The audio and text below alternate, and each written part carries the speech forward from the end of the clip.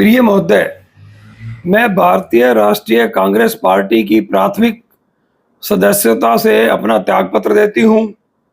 मैं पिछले 4 दशकों से कांग्रेस पार्टी की एक निष्ठावान और दृढ़ सदस्य रही हूं तथा वर्षों से मैंने अपना जीवन पार्टी और हरियाणा के लोगों के लिए समर्पित कर दिया है। मैं आधुनिक हरियाणा के निर्माता स्वर्गीय चौधरी बंसी लाल और अपने दिवंगत पति चौधरी सुरेंद्र सिंह की समृद्ध विरासत का प्रतिनिधित्व करती हूं। हालांकि यह सब दुर्भाग्यपूर्ण है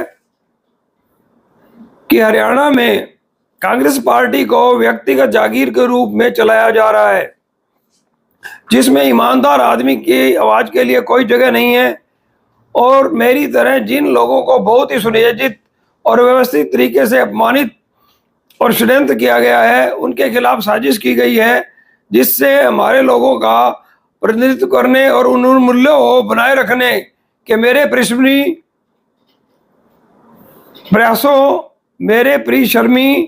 प्रयासों में काफी बाधा आ रही है, जिनके लिए मैं खड़ी रही हूं।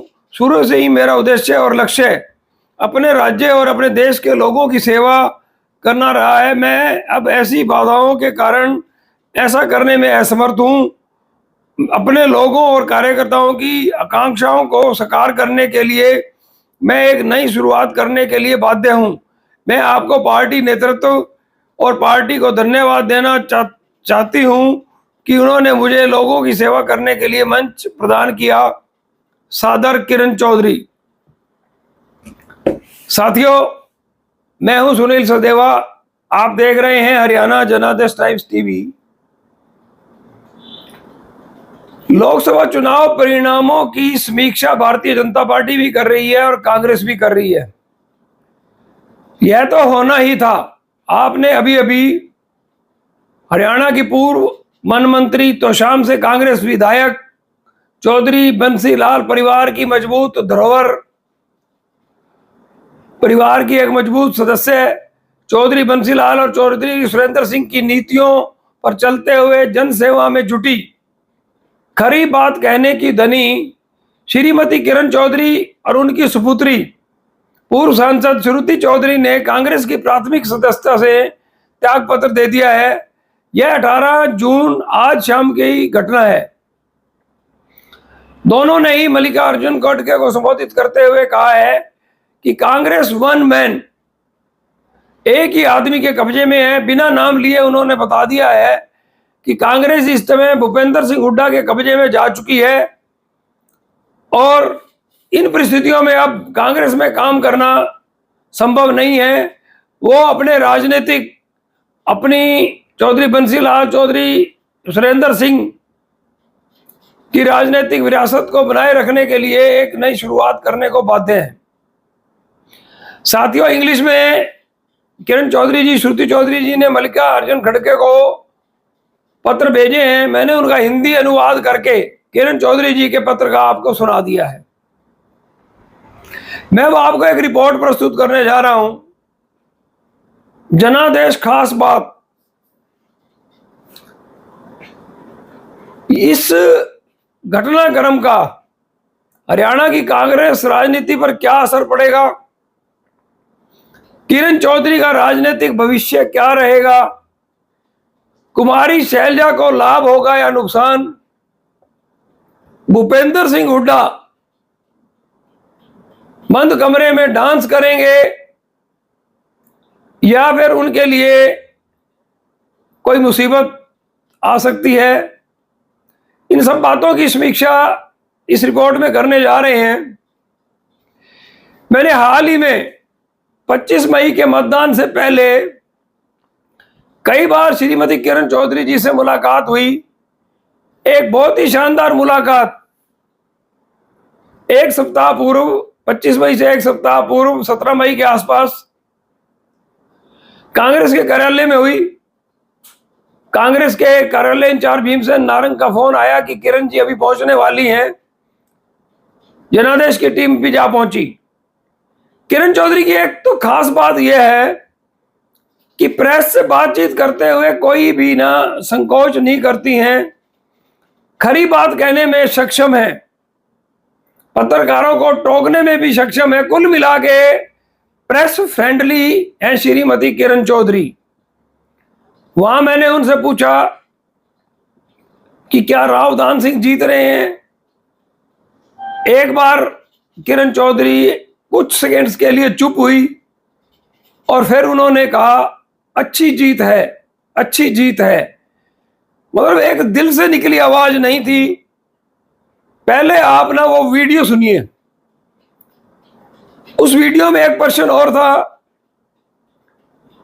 कि किसी जमाने देश रक्षा मंत्री रहे चौधरी बंसीलाल, इंदिरा गांधी के बाद चौधरी बंसीलाल का सिक्का चलता था। हरियाणा के मुख्यमंत्री रहे चौधरी बंसीलाल की फूंक से आदमी उड़ जाते थे, तो एक दबका था चौधरी बंसीलाल का। मैंने प्रश्न किया भी इतना दबंग परिवार और लगभग ईमानदार की राजनीति करने वाला परिवार आज कांग्रेस में इस स्थिति पर क्यों जा पहुंचा है कि उनको टिकट ही नहीं मिल रही है, लोकसभा की टिकट ही नहीं ले पाए हैं।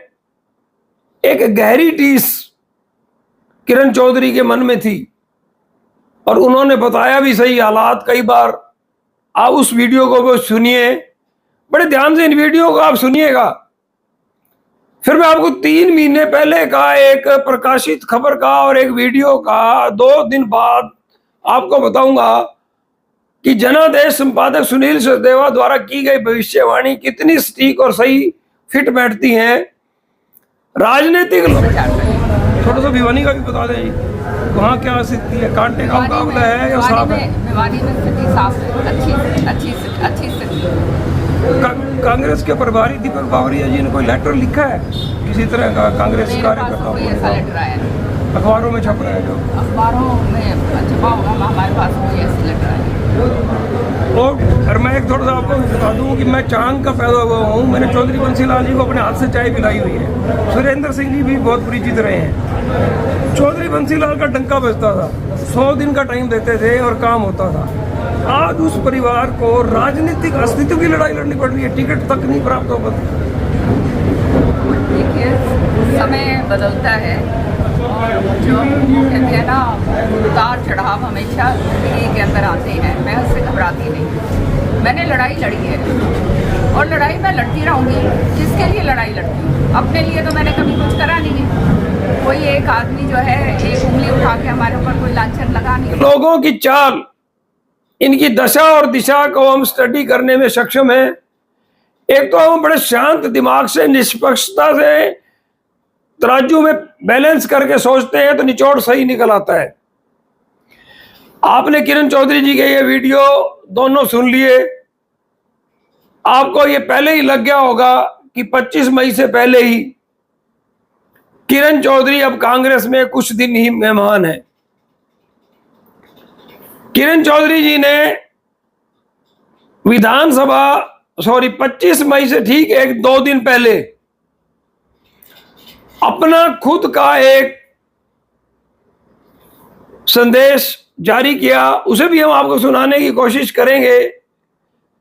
उसमें उन्होंने 2 टूक लहजे में कहा कि मैं कांग्रेस के एक वरिष्ठ नेता हूं, भिवानी हल्के से हमारा चौली दामन का साथ है। भिवानी में राव दान सिंह जो भी आयोजन कर रहे हैं उनकी उपेक्षा कर रहे हैं, उन्हें बुलाया नहीं जा रहा और उनकी सहन शक्ति जवाब देना शुरू हो चुकी है।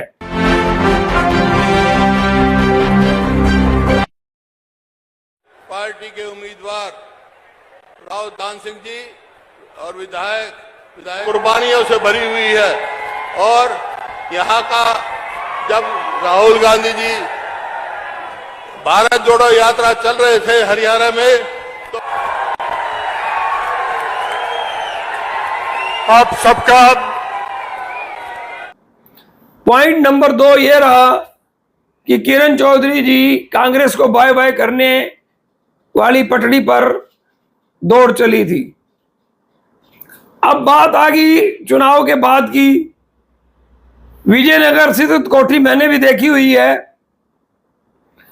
उसमें प्रेस कॉन्फ्रेंस बुला के किरण चौधरी जी ने जमकर भूपेंद्र सिंह हुड्डा पर भड़ास निकाली कि एक ही आदमी फैसले ले रहा है, किसी को कोई पूछा नहीं जा रहा। जबकि पार्टी में सामूहिक हित में फैसले लिए जाते हैं। किरण जी, यहाँ थोड़ा सा डिफर है, आपके कांग्रेस के आला कमान में भी सामूहिक हित को सामने रख के डिसीजन नहीं लिए जाते, व्यक्ति विशेष ही डिसीजन करवाने में सक्षम होते हैं। और वर्षों से ये कांग्रेस की राजनीति में भी चलता रहा है और आज भाजपा की राजनीति में भी है। लबोलबाब यह रहा कि किरण चौधरी जी ने रविवार को, इसी रविवार को जमकर भड़ास निकाली। भूपेंद्र सिंह हुड्डा जी से लोगों ने पूछा, भूपेंद्र सिंह हुड्डा ने कहा कि कांग्रेस की बड़ी नेता हैं, इस तरह से बयान नहीं देना चाहिए। उदयभान जी ने भी कहा भी किरण चौधरी को अपना भविष्य चुन लेना चाहिए अगर उन्हें अपना भविष्य यहां अंधकार में लगता है।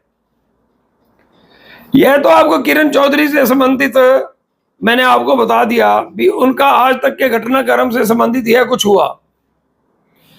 अब बात कर लेते हैं सिरसा लोकसभा क्षेत्र से नवनिर्वाचित सांसद, अखिल भारतीय कमेटी की राष्ट्रीय सचिव कुमारी शैलजा।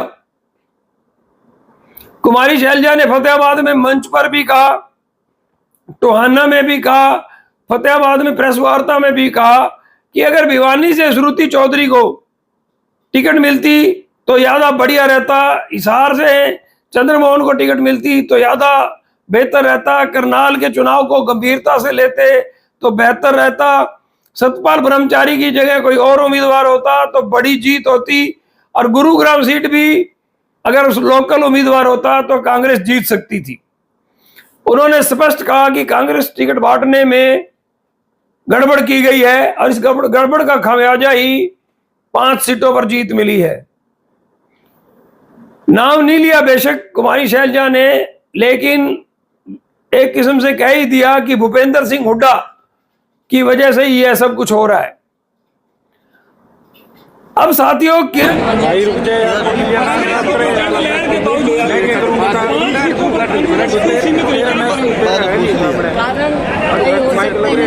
लेकिन मैं समझती हूँ कि अगर टिकट वितरण और उसके बारे में हाईकमान को फीडबैक सही ढंग से दिया जाता तो हम 10 की 10 सीट भी जीत सकते थे।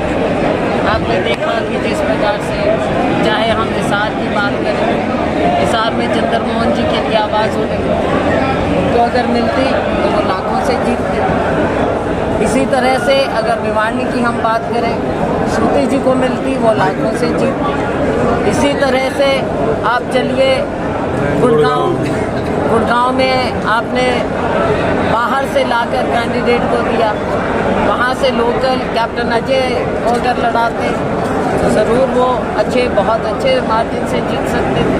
तो ये, और अगर आगे में ज़रूर मेरी समझ से हम बेहतर कर सकते थे। कई जगह आपको दिख भी रहा है, थोड़ा हम अगर अपने राज्य की ओर ध्यान दे देते और कैंडिडेट इम्पोर्ट करने की ज़रूरत क्यों पड़ी? क्या हमारे राज्य में कैंडिडेट नहीं है? बातें हैं, लेकिन अब हो गई बात, ये देखना पड़ेगा और इससे सीखें भाई। किरण चौधरी और शैलजा के बीच ना एक आपसी वो है, इतने ज्यादा गहरे संबंध हैं। उसका एक वीडियो सुनिए। किरण चौधरी से जैसे ये पूछा गया भी आप भी तो मुख्यमंत्री की पद की दावेदार हो सकती हैं, तो उन्होंने कहा कि शैलजा मेरी छोटी या बड़ी बहन, ऐसा कुछ कहा। मैं पूर्णतया शैलजा में समर्पित हूं और उसको हरियाणा चलाने की उनमें क्षमताएं हैं और मैं कुमारी शैलजा के लिए कुछ भी कर सकती हूं। यह आप शब्द सुनिए। चाहिए है कि बड़े मुश्किल से अच्छे लोग जो हैं वो राजनीति के अंदर आजकल रह कितने गए, उनमें से एक शैलजा कुमारी है। आने वाले टाइम में हरियाणा का जो है नेतृत्व भी करेंगी, तो आप लोगों का तो बहुत बड़ा सौभाग्य है। भारी बहुमत से जिताकर शैलजा जी को भेजिए। लेकिन शैलजा जी आपका नाम कहते हैं, आप नेतृत्व करेंगे, आपका नाम? मेरी तो छोटी बहन है और मैं पूरी तरह से उनको समर्पित हूँ। किरण जी, अब मैं आपको बता दूं, आपने कुमारी शैलजा, किरण चौधरी सभी के बयान लगभग सुन लिए। अब होने क्या वाला है, 100% किरण चौधरी, श्रुति चौधरी भारतीय जनता पार्टी को ज्वाइन करने जा रही है। अगर विधानसभा चुनाव में मुकाबला किन्हीं दो राजनीतिक दलों के बीच होना है तो भारतीय जनता पार्टी और कांग्रेस है। जैसा कि किरण चौधरी जी ने अपने पत्र में कहा है कि मैं अपने लोगों के साथ अब अपने नए राजनीतिक कैरियर की शुरुआत करूंगी, भाजपा उनके लिए बिल्कुल नहीं होगी। हो सकता है उनका निर्णय कोई और भी हो, लेकिन हमें जो जानकारी मिली है तो यही है। एक चीज मैं बता दूं आपको, किरण चौधरी के आज कांग्रेस छोड़ने से कांग्रेस की अखिल भारतीय राष्ट्रीय महासचिव कुमारी शैलजा राजनीतिक तौर पर कमजोर हुई हैं। शैलजा की बड़ी जीत के जो जश्न चल रहे थे उनको भी थोड़ा धक्का पहुंचेगा। 3 लोगों ने, रणदीप सुरजेवाला, शैलजा और किरण चौधरी ने मिलके एक SRK ग्रुप का नाम प्रेस ने दे दिया था, मिलके धुआंधार भूपेंद्र सिंह हुड्डा के सामने कांग्रेस की एक ताकत प्रस्तुत करने की कोशिश की थी, लेकिन उनका एक खंभा आज ढह गया। रणदीप सुरजेवाला की तरफ से भी मजबूत पैरोकार बन के इस संगठन के चल रहे हो, सामने नहीं आ पाया। नरवाना से भी वो एक बड़ी लीड कुमारी शैलजा को नहीं दिलवा पाए हैं।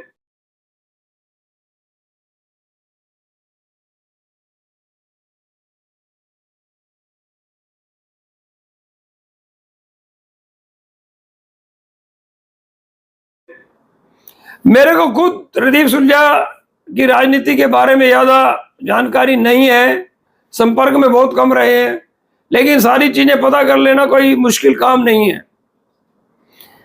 अब मुख्यमंत्री पद के लिए जो मिशन 2024 है, हर कोई नारा लगा रहा है, अगली मुख्यमंत्री शैलजा, अगली मुख्यमंत्री शैलजा। मैं संपादक सुनील सुदेवा 38 साल से पत्रकारिता कर रहा हूं और आज मैं आपको एक चीज बताना चाहता हूं। आज जो घटनाक्रम हुआ है किरण चौधरी, श्रुति चौधरी के कांग्रेस छोड़ने का, यह कुमारी शैलजा के मुख्यमंत्री पद की दौड़ में बहुत बड़ा स्पीड ब्रेकर खड़ा हो गया है। देखिए क्या होने जा रहा है। मैं आज ही एक भविष्यवाणी करने जा रहा हूं। राहुल गांधी, सोनिया गांधी, प्रियंका गांधी बैठकर हुड्डा और शैलजा के बीच में समझौता करवाएंगी और आज मैं आपको एक सरकार, अगर कांग्रेस सरकार हरियाणा में बनी तो भूपेंद्र सिंह हुड्डा मुख्यमंत्री होंगे और कुमारी शैलजा हरियाणा की डिप्टी CM होगी। ये फार्मूले सारी जगह चल रहे हैं। एक डिप्टी CM और भी हो सकता है, अहिरवाल से भी हो सकता है और अंबाला की साइड GT रोड बेल्ट से भी हो सकता है। यह तो आज आपको मैंने किरण चौधरी के रिजाइन के बाद के उत्पन्न हालात और भावी संभावनाओं को लेकर एक रिपोर्ट प्रस्तुत की है। आपको कैसी लगी यह जरूर बताइएगा और अतिशीघ्र श्रीमती किरण चौधरी के अगले स्टेप की सूचना भी आपको मिलेगी, उस पर भी एक विश्लेषण, हम इस तरह के विश्लेषण, आपसे वायदा है कि बहुत सारे हम राजनीतिक विश्लेषण, राजनीतिक नई खबरें आपको देते रहेंगे। आपने सिर्फ एक ही काम करना है। यह रिपोर्ट समाप्त होने को है। हरियाणा जनादेश टाइम्स को आप फॉलो कीजिए फेसबुक पेज पर। अगर आप कर चुके हैं तो अपने 5 मित्रों को मेरा अनुरोध है कि अभी की अभी 5 मित्रों को फॉलो करवाइए। यूट्यूब पर भी हरियाणा जनादेश टाइम्स को सब्सक्राइब कीजिए, बेल आइकॉन को बजाकर ऑल क्लिक कीजिए ताकि आपके पास सभी सूचनाएं मिलती रहें। आपने सिर्फ इतना सहयोग करना है और हम आपकी सेवा में हर समय हाजिर रहेंगे। धन्यवाद।